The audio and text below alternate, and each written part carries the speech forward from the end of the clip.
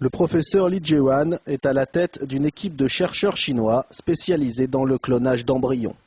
Après des années de recherche, il a réussi à cloner 5 embryons humains grâce à une technique toute nouvelle expérimentée dans cet hôpital.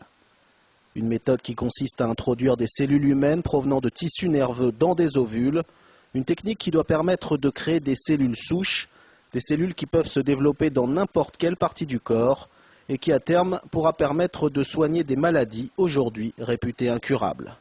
Beaucoup de scientifiques s'intéressent à ce domaine de recherche parce qu'il offre des perspectives exceptionnelles. Actuellement, il y a beaucoup de maladies pour lesquelles nous ne connaissons aucun traitement. Mais si on peut utiliser le clonage des embryons humains, on pourra obtenir des cellules qui permettront de traiter les patients, notamment dans le domaine des transplantations d'organes. Malgré ces perspectives intéressantes, la technique du professeur Li est controversée. Car utiliser les cellules souches provoque la destruction de l'embryon cloné. Beaucoup de pays ont donc préféré mettre un terme au clonage humain pour des questions éthiques. Ce n'est pas le cas en Chine où l'on s'appuie pour conduire ses recherches sur une toute autre philosophie.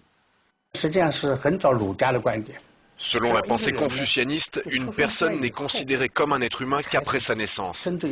Les embryons et les fœtus ne sont donc pas des êtres humains. Et cette philosophie perdure depuis des milliers d'années ici. C'est la raison pour laquelle il n'y a pas de problème pour les Chinois à détruire des embryons humains pour conduire les recherches sur les cellules souches. Mais même débarrassés de ces questions morales, les scientifiques chinois n'en travaillent pas moins sous le strict contrôle du gouvernement. Car beaucoup en Chine, comme ailleurs, suivent ces prouesses scientifiques avec beaucoup de prudence. Même s'il n'est pas considéré comme un être humain, c'est tout de même l'embryon d'un futur homme. Il faut donc respecter un certain nombre de règles éthiques lorsqu'on l'utilise. On ne peut pas faire n'importe quoi. Et c'est pour ça que des règles précises ont été mises en place.